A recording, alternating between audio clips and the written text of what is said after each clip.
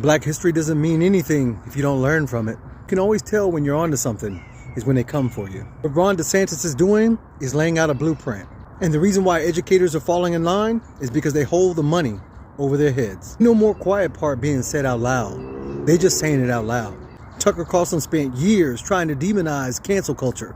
And what's the first thing he does when he doesn't like something? He got a problem with canceling something that they don't believe in. What Trump is trying to do with his people, trying to weaponize with OWN being taken off of DirecTV. Why do you think they're coming after woke culture? Because being woke is having social consciousness and being an advocate for changes necessary to the evils that are maintaining the status quo. Do you remember when the Black Lives Matter movement had started to gain real momentum? So television networks, corporations, iconic people, all embracing what needed to be was a focus on the betterment and the treatment towards black people.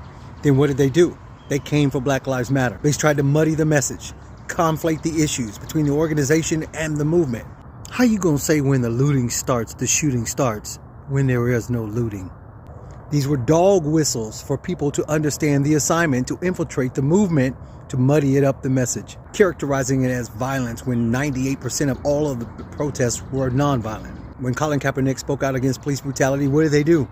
They came for him and made it about the military and people who deserve this country and being anti-American. And before you know it, we weren't talking about what Colin Kaepernick was kneeling for or bringing attention to. You have to understand how these people operate. Black Wall Street was burnt down not because black people were successful, not because black people were making it. It burned Black Wall Street down because black people were not putting their money in white banks. Black people were not supporting their businesses. They wanted our money.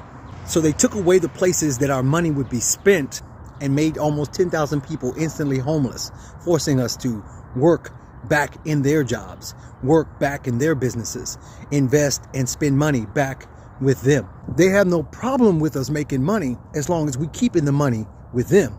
You cannot shame people on moral compass when they have no soul. The only thing they understand is economic impact. They are blatantly telling us to our face that we do not matter.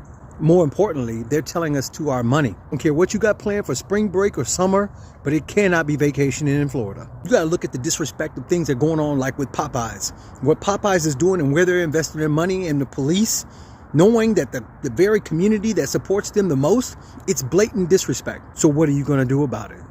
In order for you to gain something, requires you to be willing to give up something.